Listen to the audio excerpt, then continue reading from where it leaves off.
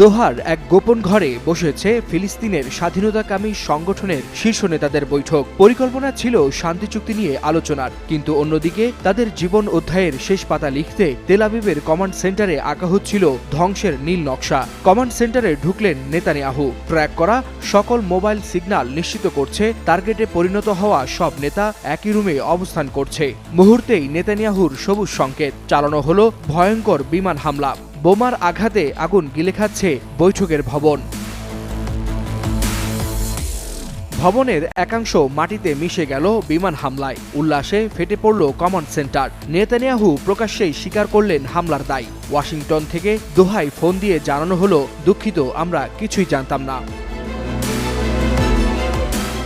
কিন্তু ভাগ্যের অদ্ভুত মোড়। ঠিক হামলার আগ মুহূর্তে ভেসে এলো আজানের ধ্বনি। ফিলিস্তিনের স্বাধীনতাকামী সংগঠনের শীর্ষ নেতারা ফোনগুলো কক্ষে ফেলে রেখে জামাতে নামাজে গিয়েছিলেন। বিধ্বংসী ক্ষেপণাস্ত্র ঘর উড়িয়ে দিলেও ভেতরে ছিল কেবল ফাঁকা মোবাইল। কমান্ড সেন্টারে উল্লাস ছড়িয়ে পড়লেও মুহূর্তেই ফিকে হয়ে যায় সেই হাসি, কারণ টার্গেটরা অক্ষত থেকে অলৌকিকভাবে বেঁচে গেছেন।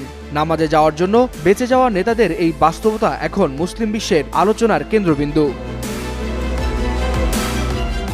ফিলিস্তিনি গণমাধ্যম জানিয়েছে, হামলায় শীর্ষ নেতাদের কেউ নিহত হননি, তবে প্রাণ হারিয়েছেন ৬ জন, যাদের মধ্যে একজন কাতারি নিরাপত্তা কর্মী ছিলেন। বিশ্লেষকরা বলছেন, এই হামলা কেবল সামরিক পদক্ষেপ নয়, বরং রাজনৈতিক সংকেত। তবে ইসরায়েল দাবি করছে, এটি ছিল ফিলিস্তিনের স্বাধীনতাকামী সংগঠনের নেতৃত্বকে নিশ্চিহ্ন করার চেষ্টা।